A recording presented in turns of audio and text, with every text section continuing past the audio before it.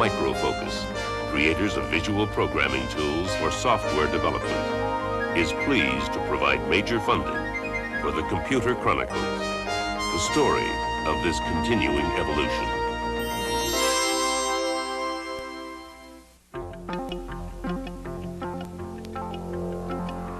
Welcome to the Computer Chronicles. I'm Stewart Cheifet, and sitting in for Gary Kildall this week is Herb Lechner. On today's program, we're going to be delving into the mysterious computer chip itself, that tiny piece of silicon that seems to be able to hold so many circuits. Herb, we have moved along from 8-bit to 16-bit, even 32-bit processors, from 16K chips. We even hear talk now of 256K, 4 megabit memory chips. How far can we go in jamming stuff into these computer chips? Well, I'm embarrassed to admit, Stuart, that about 10 years ago when I was asked that question, I responded that I thought we were approaching the limit because I assumed that the components of computing would continue to be a few inches or a foot apart, and light only travels a foot in 1 nanosecond. But obviously micron distances have proved me wrong today. So who knows how far we can go. Who knows how far we can go. Before we get into chip architecture itself, let's take a look at silicon, the natural material which is the basis for all this semiconductor technology. Integrated circuits, computers on a chip, micro-miniaturization. The semiconductor that makes these revolutionary devices possible is derived from one of the most common materials in the Earth's crust, silicate. The purified extract, silicon, is heated until it becomes molten, and a seed crystal is dipped into the melt and slowly drawn out. As the seed crystal is withdrawn, the molten silicon crystallizes, forming a single crystal or ingot. The ingot is sliced into thin wafers. Once polished and microscopically cleaned, these brilliant discs are the foundation for integrated circuits. The process of transformation begins with computer-aided design, a method that calls up circuit design modules from the computer's memory. A new design can be created and edited with the stroke of a light pen and a video screen. But the printout of computer-edited copy is routinely checked against the hand-drawn design, still, at present, the final document.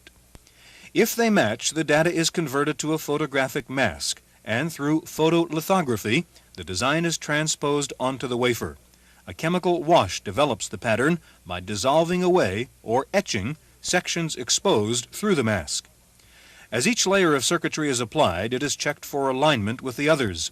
This step becomes critical as large-scale integration is replaced with very large and soon super large-scale integration, a jump from 10,000 to 100,000 transistors on a single chip.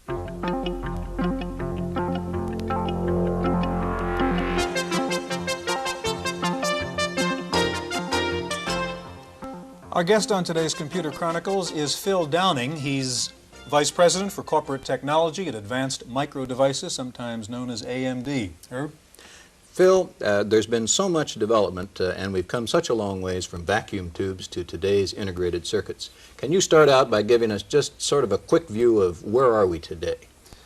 Well, as you know, Herb, today we're able to put thousands of transistors onto a single chip and virtually take an entire computer and put it on. And we do this with photolithography type of processing that enables us to pattern images down at the 1 micron size.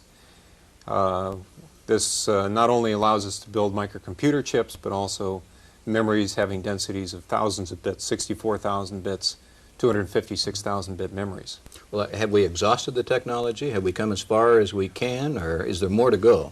No, we see the trends over the last decade in which the feature sizes that we use to make these chips going down at about 10% per year, continuing over the next decade. We'll still be able to reduce the feature sizes below 1 micron. What technology does it take to allow you to make things that small? How are you able to make them down to the size of a micron? It used to be simple contact printing. The photographic images were put onto a plate which is brought into contact with the material being processed, and simple contact printing image transfer. What's happened in the last 10 years is that we've moved to a projection imaging capability that allows us to not only get very, very fine feature sizes, but because we don't bring the mask into contact with the wafer, we don't damage the material during processing. That gives us very few defects in the manufacturing process And with very few defects, we can now make these very complex circuits economically. Do you run into quality control problems as you get greater and greater scales of integration? I mean, do you end up with fewer acceptable chips? Well, as the feature sizes go down, the number of defects that you can capture during the process increase. And so we have to maintain more and more clean conditions in our manufacturing process. This does translate into more difficulty in the process, but we evolve our quality control measures as we develop the technology so that we can do it economically. Also, there are means of building extra circuitry into some of these chips so that you can program out during testing faulty portions of the chip and end up with reconstructed good chips. This is called redundancy. And this also helps maintaining the quality and also the economics of building these chips. How hard is it to design a chip? I know that you run tens of millions of chips once they are designed, but I also know that there are a number of chips on the market. How do you go about designing a chip or modifying one? The design is probably one of the most complex tasks that faces today. We talk about the evolution of the microelectronics technology, but many people in our industry have stated that the technology is moving faster than our ability to design these complex chips. And so what we've had to do is to change the way we design the chips. It used to be that with a collection of 100 or several hundred components on the chip, you could define a small system, a set of AND gates, OR gates, a multiplexer, or something like that, and you could draw this up on a piece of paper, on a precision graph, and then this could be translated into a set of photographic plates for processing. These days, when you're talking about having 100,000 transistors on a chip, the task can no longer be handled by drawing individual components on a piece of paper. So we have to use computers to maintain these huge files of various geometries that ultimately get translated into the chip process, and that's called computer-aided design. And that's an area that requires a great deal of development in the next decade for us to capitalize on what the technology is going to be capable of doing. What are the trade-offs as you go to faster and faster movement of electrons through the chip in terms of heat generation? Do you reach a point where you start to create a problem? Absolutely, and in fact, one of the latest technologies that people talk about today, complementary MOS technology, many people call it CMOS technology, addresses that very problem. And that is that each element or each logical element on the chip consumes a certain amount of power, and different circuit and device technologies consume different amounts of power for each element. In bipolar technologies is a large amount of power consumed for each element to gain very high performance. In NMOS technologies, there is still a moderate amount of power consumed, and for levels of complexities that we deal with today, the power consumption is handleable. But as we build the complexity to hundreds of thousands of components on a chip, the power consumption by each element is unacceptable, even in NMOS technology. And so you have to use a technology like complementary MOS, which doesn't burn any power during its static operation. Only when it switches does it consume power.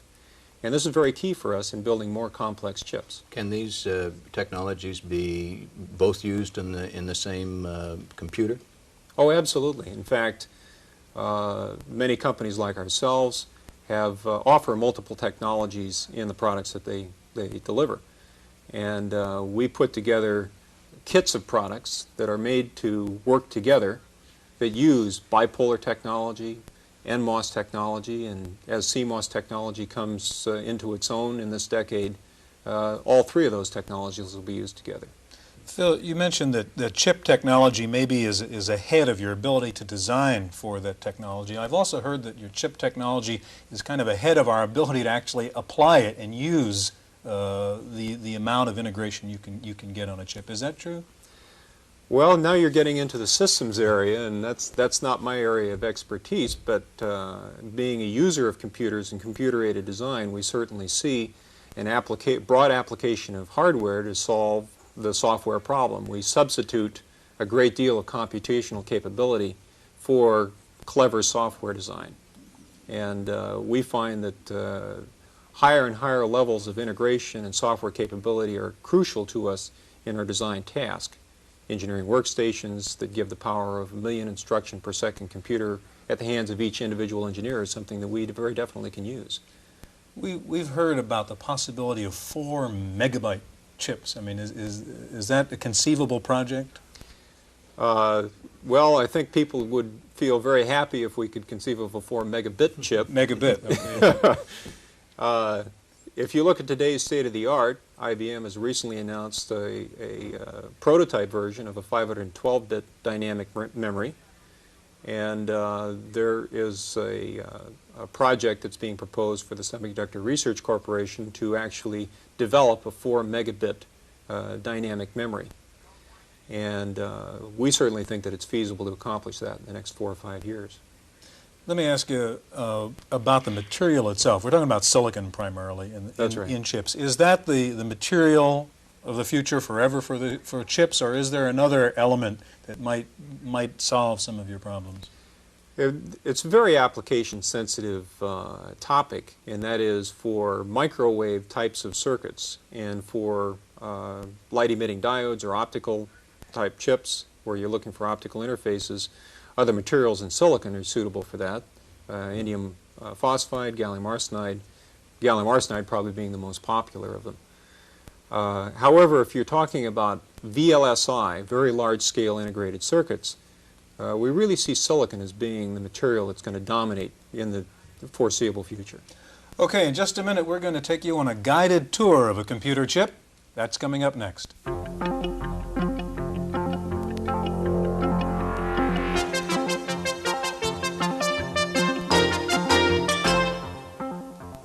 Okay, Phil, you're holding 2 chips, I guess, in that case. Tell me what it is you have there. Well, I have a chip that was designed in 1975. This is the 2901 chip, which is a 4-bit slice microprocessor.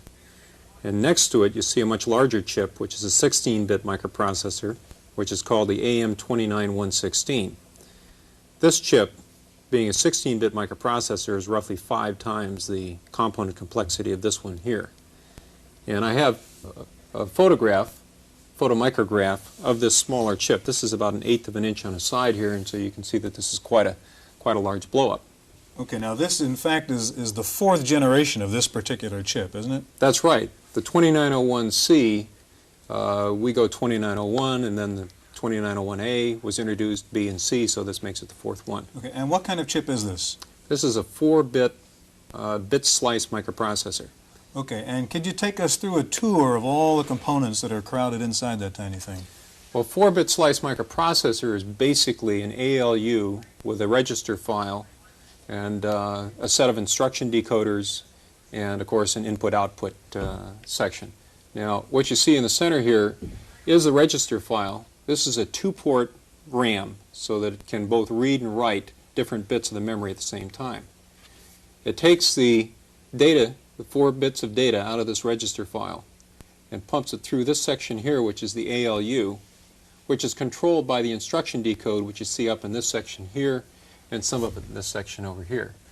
So the random logic that you see that's very irregular is what makes up the instruction decoding. ALU is quite a regular structure, as is the register file here. You can see the outputs along the section here and a set of inputs along the side of the chip here for control and data input. Okay, and ALU for people who don't understand. Arithmetic logic unit. Okay. This is the part that does the work. Right. Now, explain to me, you said it's been improved now 3 different times to get to a 4th generation. What does it mean to improve this chip each time you redesign it? There have actually been 3 things done with this chip to improve it. One of them is simply capitalizing on changes in our photolithographic processing. The lines get narrower because the manufacturing capability improves, and we want to capitalize on that to make it smaller.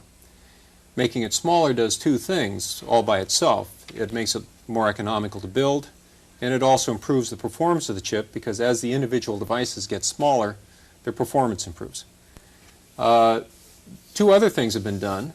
One, we have changed the bipolar technology with which the chip is made to improve its performance characteristics. That has had an obvious benefit. And also we've changed the circuit technology. This chip was originally designed in a TTL circuit technology, and we changed to what is called an ECL, or emitter coupled logic technology. It's a different bipolar circuit design approach, and this has in fact changed the operational speed of the circuit by about a factor of 2. All in all, we have accumulated about a 4x improvement in performance by redesigning the chip 4 times. Phil, it's been said by some that the Japanese are pulling ahead of us in the design and manufacture of advanced microchips. Do you agree with this? And if so, what is our response to that? The Japanese have certainly come a long way in the last decade.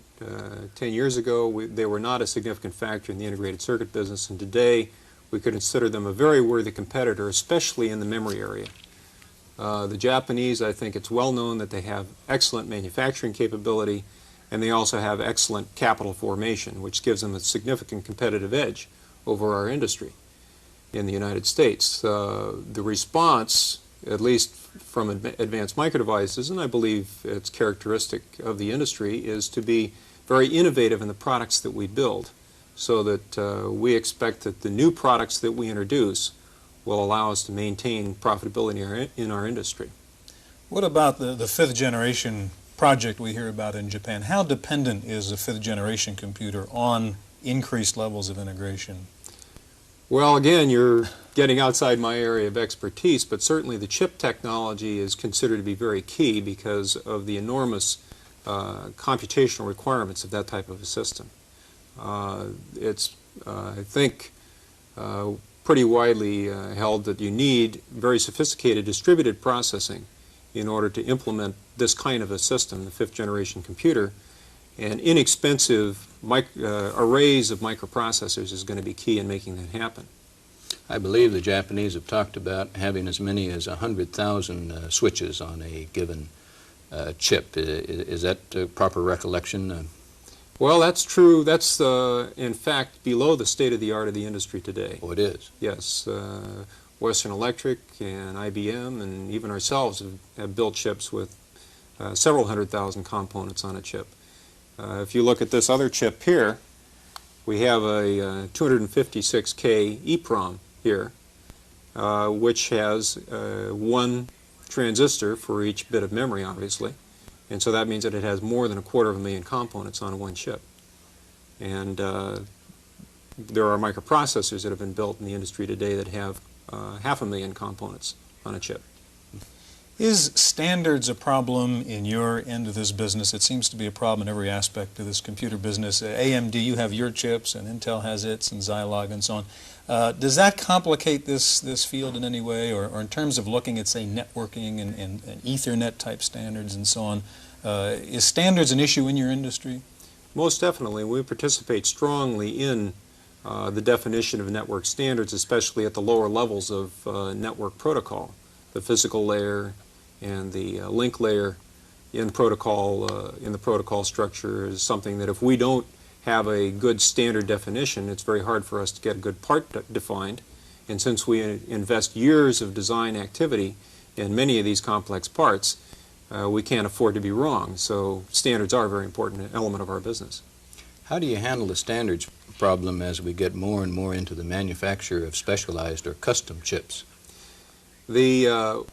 Actually, in two ways. One is that we have to be very capable in terms of defining complex products, obviously, and although there are many who would believe that it's not possible to continue to do that with increasing levels of complexity, that statement's been made for the last 20 years. And we do believe that there is a large market for standard components, large, high-volume type of parts, and similar to this, and that will continue. However, we also see that there will be a growing market for semi-custom and custom type parts. And that'll come about mainly because the design problem that we face today in building standard components forces us to automate the design process just for our own purposes. It costs us millions of dollars today to design a microprocessor. We have to solve that problem for ourselves, and in solving it for ourselves, we'll develop tools that enable us to design semi-custom and custom chips efficiently. And in fact, today, many systems manufacturers do design their own chips with some of the sophisticated tools that are available today. IBM builds many of their systems with gate array components, which are semi-custom integrated circuit products.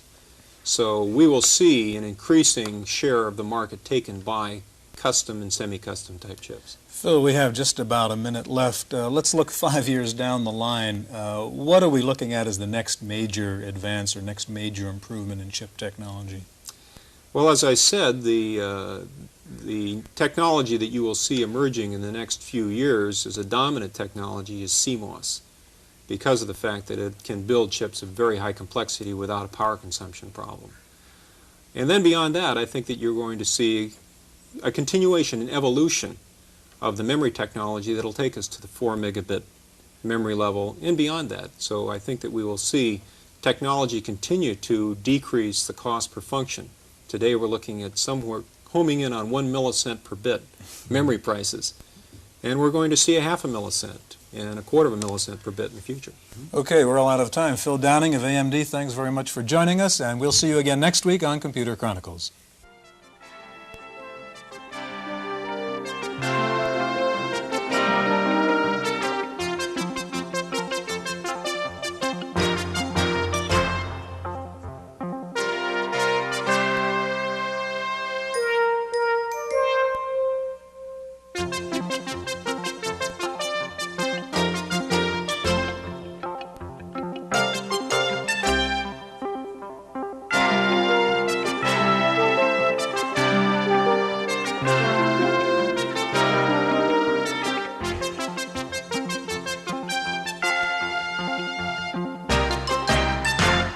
Microfocus, creators of visual programming tools for software development, is pleased to provide major funding for the Computer Chronicles, the story of this continuing evolution.